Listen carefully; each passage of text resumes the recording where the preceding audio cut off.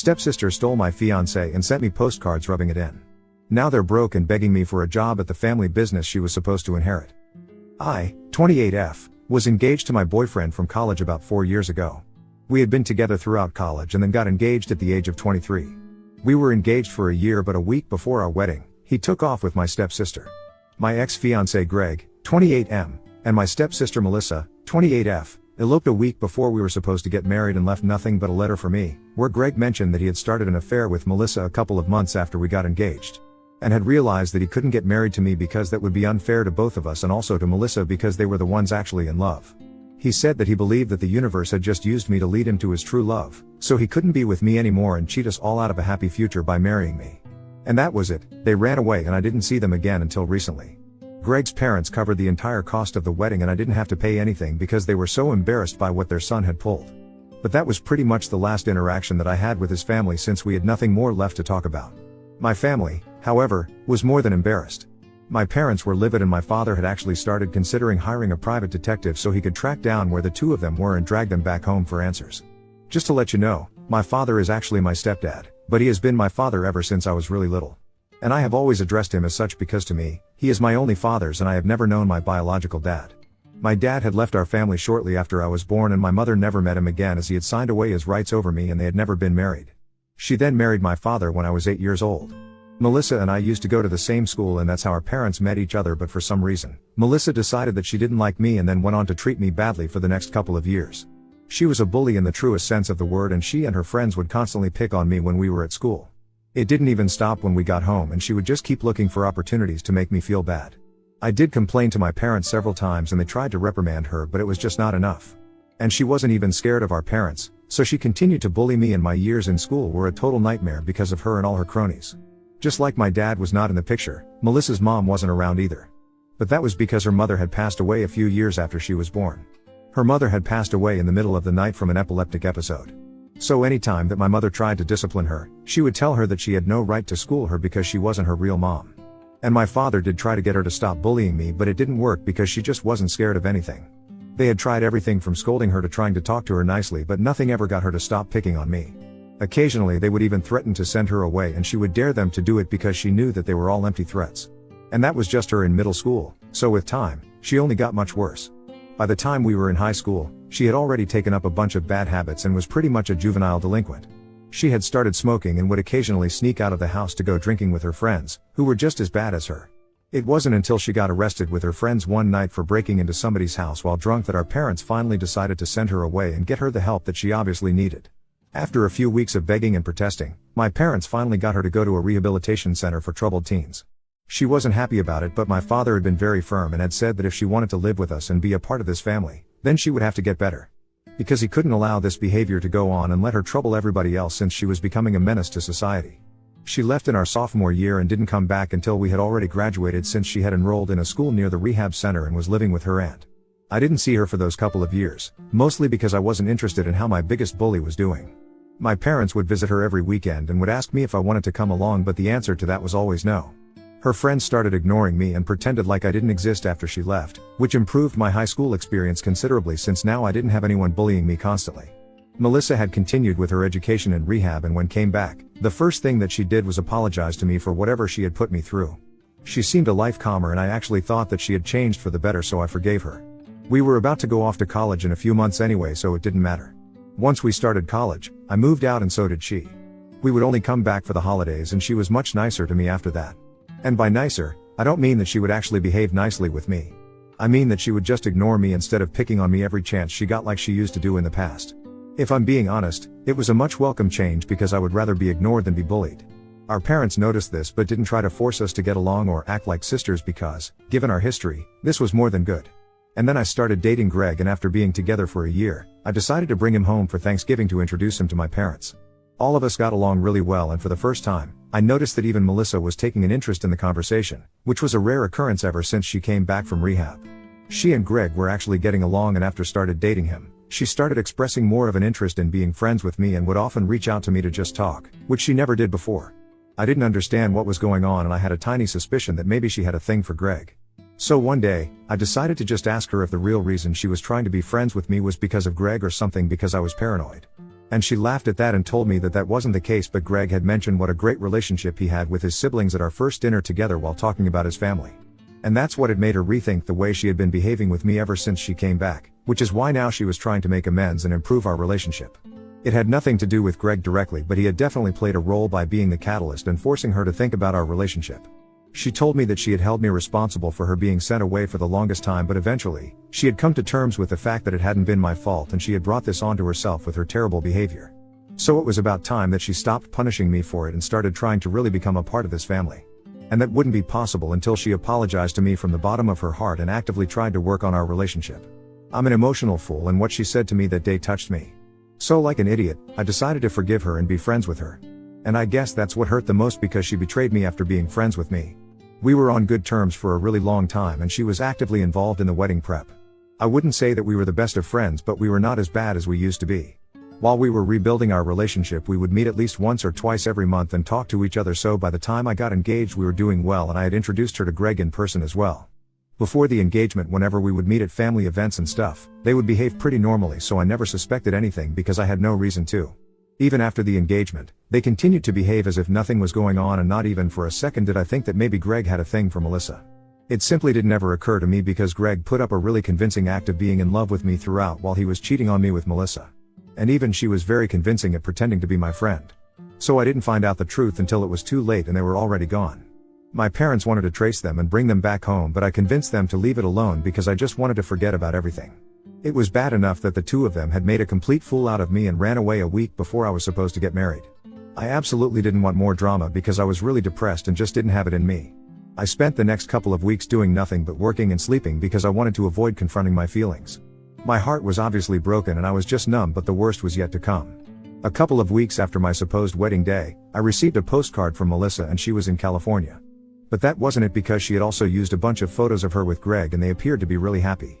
It was very obvious that she was rubbing it in my face, because she had even mentioned that she was sorry about the surprise before my wedding. But she wasn't sorry, obviously, and it was just meant to anger me. It was then that I realized that she had never really forgiven me for what happened all those years ago and still held me responsible for the fact that she had been sent away. And neither had she even wanted to be my friend at any point. She had just used me to get to Greg, and I had trusted her and let her use me as a stepping stone. It was a really diabolical plan, I'll have to give it to her. For days after she sent me that postcard, I couldn't even sleep because I was losing my mind over this. It was a really traumatic experience for me and I had to get therapy for months to undo all the damage and deal with my trust issues. The postcard wasn't even a one-off incident, and she sent me postcards of her and Greg for months after that. It only ended after about a year because I hadn't responded to her or played into the drama. Our parents were really upset about it and naturally, cut all ties with her after that. They didn't even try to reach out to her after the first postcard. And that was a huge loss for Melissa because she was all set to inherit her dad's business. She was a business major and that was a part of the reason why she had chosen that route for herself, because she wanted to join her father. But of course, after what she had pulled off, our father cut all ties with her and told me that I could join him instead because he felt like he had to make up for everything in a major way. But I didn't have a business degree and I actually was a history major. And that pretty much had nothing to do with business, so I needed to learn the ropes first. My father said that it was not a problem because he was willing to teach me everything that he knew so that I could eventually take over the business instead of Melissa.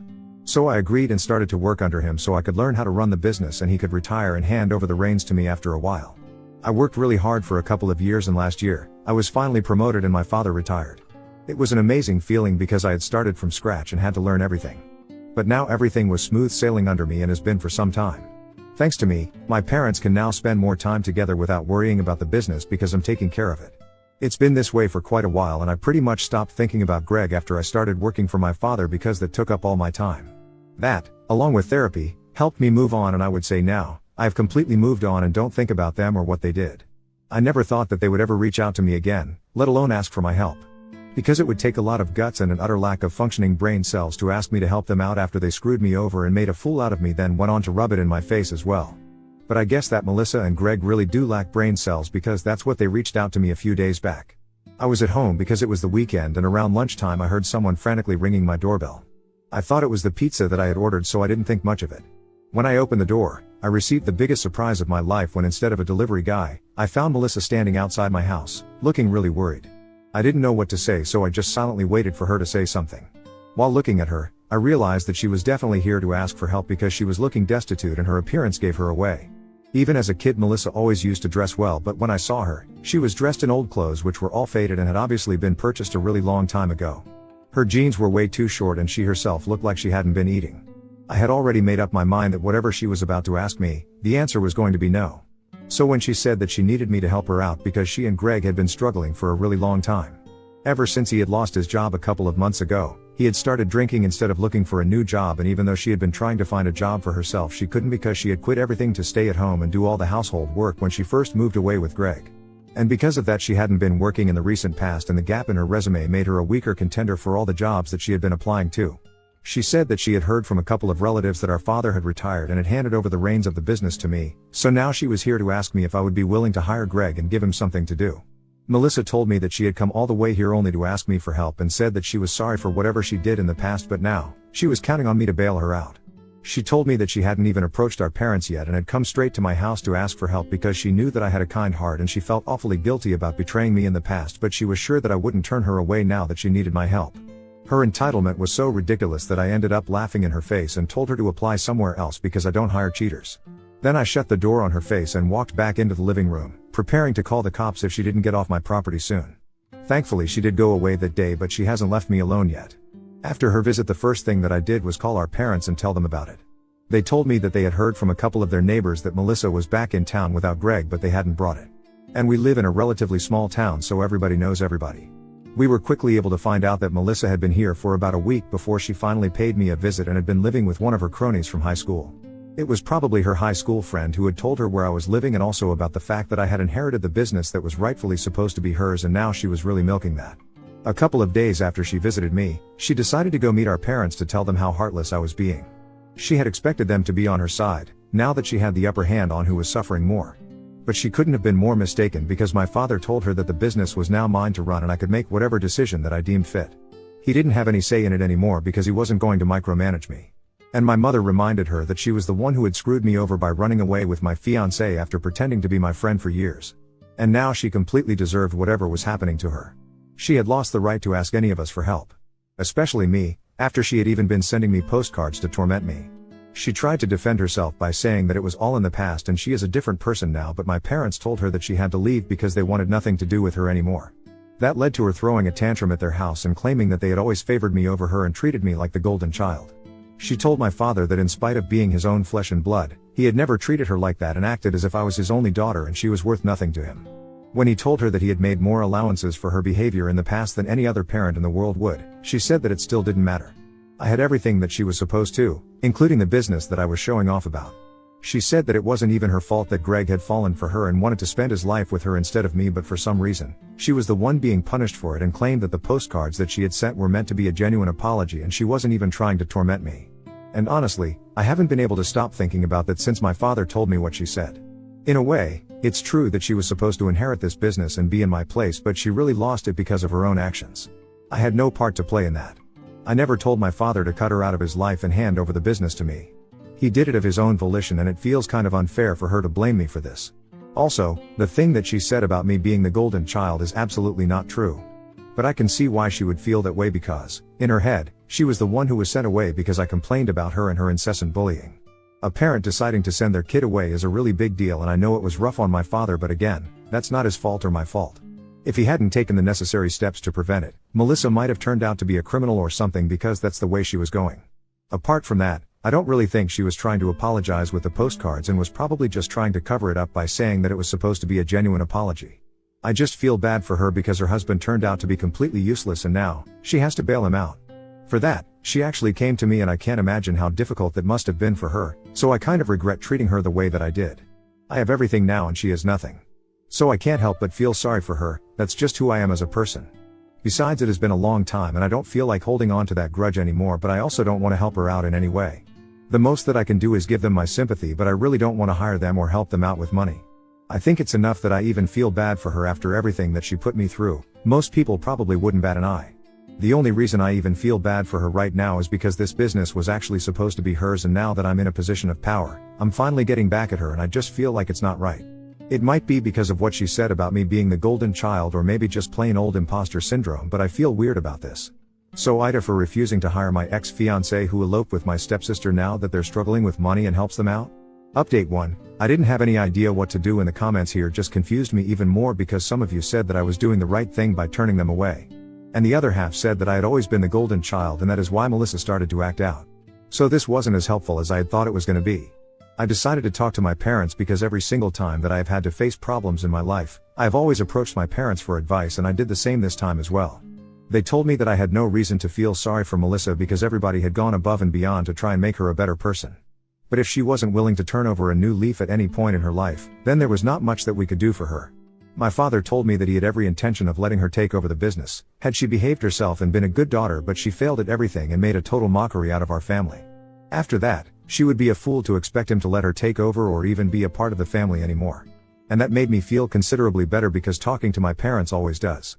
So I'll try not to let myself feel guilty about things that I don't do anymore. Update 2. About 1 week has passed since Melissa showed up at my door, and since her visit to my parents, we haven't heard from her. I almost thought that she had gone back to Cali to Greg until today when she showed up at my workplace to make a scene. It was horrible because she just waltzed into the place since she had known the ins and outs ever since she was a child and got in without alerting security quite easily. Then she went on to take her place in front of my office and started to shout about how I had stolen this business from right under her nose by pretending to be a good little girl for our parents and constantly being a bootlicker so they would approve of me. And apparently, I was responsible for vilifying her by falsely accusing her of bullying me throughout our childhood and even talking my father into sending her to rehab just so I could cement my position as the golden child of the family. She went on to announce that this business was supposed to be hers, but now I was refusing to even let her be a part of it because I was jealous that Greg had chosen her over me, unlike our parents who had always favored me. And since I wasn't used to being looked over, I lost my mind and turned our parents against her. When I heard the yelling, I decided to go out and check it out for myself after calling security. I tried to tell her to shut up, but she went on for a good few minutes until she was finally thrown out of the building. I decided to call my dad before calling the cops to get his opinion, and he was furious, so he told me to go right ahead and call the police. Thankfully, when the cops showed up, she was still lurking nearby. Probably waiting for me to leave the building so she could yell at me or maybe do something worse, like physically attack me. The cops took her away and charged her with trespassing and disturbing the peace, but they're minor charges and she can probably get off with either just a fine or maybe community service, worst case scenario. But it's certainly going on record, and that's never good. I told my dad that she had been charged and arrested and expected him to be a little upset about it, but he only seemed exasperated and told me that he was just tired of this and wanted a break from having to deal with her insanity. I honestly feel bad for him because it can't be easy having a daughter like Melissa and being blamed for everything that goes wrong in her life, even though most of the time it's her own fault. Honestly, we have all been really patient. Update 3. Okay, so I think Melissa has returned to California because it's been a couple of days and we haven't heard from her. Which is weird because we expected her to lash out at us after her arrest. But my dad asked around and was told that a couple of people saw her heading towards the airport the other day, so I'm assuming that she has left. It's honestly a huge relief that she is gone now because I was genuinely afraid that she was going to try to do something explosive to get our attention next, and that's always bad news. I don't know what she is going to do about the whole situation with Greg now because it seems unlikely that she is going to get help from anyone else after this. I just hope that she finds something to do and gets out of this mess. And no, I'm not even being kind or compassionate right now. I have very selfish reasons to say this, and it's because I know that if she doesn't find a way out of this mess, then she will just come back here with Greg and bother us some more. And I don't want that, so I genuinely hope and pray that either she or Greg finds a job and are able to support themselves. Either way, I don't have to hear from her for a couple of weeks at least, and I'm relieved that this nightmare is over now.